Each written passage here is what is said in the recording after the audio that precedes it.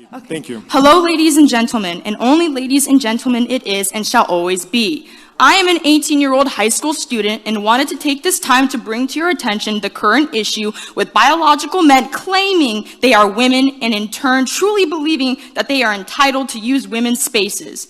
There was an incident within our district that occurred recently regarding a transgender woman who really is a biological man having an altercation with a young woman at MLK High School.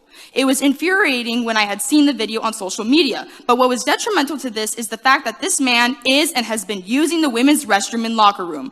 Firstly, the question we must address is why are we affirming the mental confusion of this boy and putting the safety of women in jeopardy by allowing mentally confused men to use the women's spaces? Of course, any male who claims he is a woman will accept it, but what about the women? What about the true girls like myself who are female down to our DNA? Why don't we ever get a say in whether or not we are comfortable with this? The truth is, we aren't. The majority of us aren't, and yet nothing has been done to protect the safety of these women.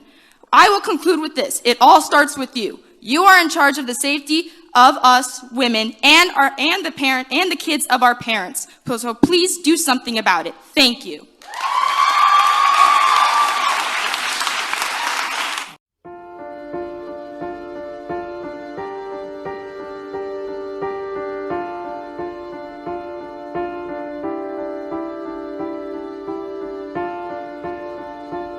Just starting to get on social media in 2008, and specifically I was on Tumblr, and that's probably the very first time I ever heard the term transgender and had an idea of what this concept of gender identity meant. Teenage me was like, oh my god, this is the answer, this is it. I'm gender dysphoric, I was meant to be born male. I felt like it answered questions. It answered the question, why was I being bullied when I was in elementary school? Oh, it must have been because I was transgender.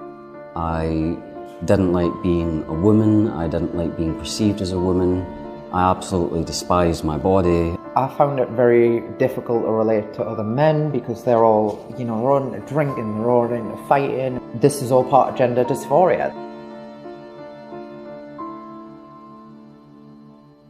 The therapist said she does not want to gatekeep me on anything.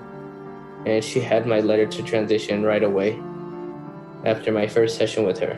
What happened is they took me to this person and he affirmed my trans identity within 2 appointments, really the first appointment, and I think it was the 3rd appointment that he suggested I start testosterone.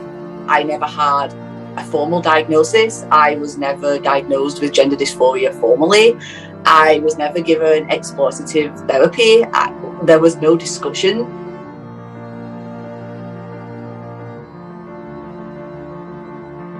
At first, it was a positive thing that I had this label of like androgyny and being genderqueer.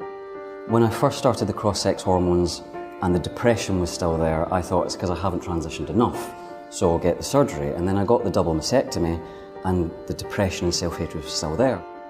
I don't have male genitals anymore, they're gone, and I almost immediately regretted that. Taking the testosterone for as long as I did, which was just over 4.5 years, has led to bladder problems.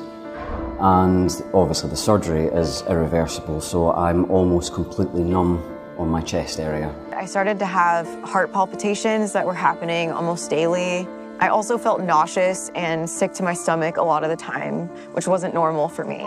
Because of the estrogen, I had severe bone loss. First it was osteopenia, and then it turned into osteoporosis, and the bone loss was severe.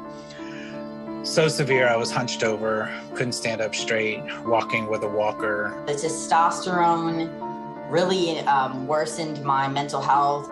Double mastectomy is definitely one of the worst mistakes that I've made. Like, I have an absurd body because it doesn't look female, but it also doesn't look male.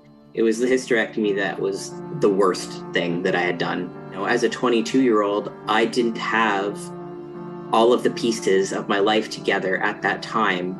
I couldn't predict who I wanted to be 10 years in the future. at 22. Can you imagine a child at the age of 10 deciding that, you know, who they want to be for the rest of their life? I wish that I could have my voice back. I wish that I could feel my chest. I wish that I didn't have bladder problems. I wish that everything that transition did to me was reversible, but I am living proof that that's not true. I didn't need hormones or surgery. I needed therapy.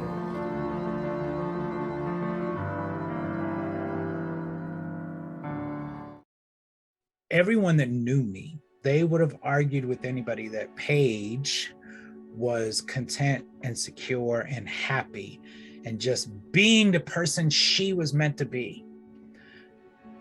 And none of them had a clue that I was depressed, that I was bitter, that I hated myself, that I attempted to take my life quite a few times.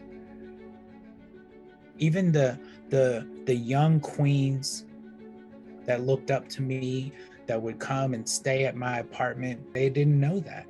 And then come to now, when I think back, and I'm like, wow, how many of them felt the same way? I recognize that I didn't just live a lie. I became the lie. I was the lie. Are fancy on the outside. Some are fancy on the inside. Yes, sir. Everybody's fancy. Everybody's fine. Your body's fancy, and so is mine. Boys are boys from the beginning. If you were born a boy, you stay a boy. Girls are girls right from the start. If you were born a girl, you stay a girl and grow up to be a lady. Everybody's fancy, everybody's fine. Your body's fancy, and so is mine. Only girls can be the mommies. Only boys can be the daddies. Yes, sir. Everybody's fancy, everybody's fine. Your body's fancy, and so is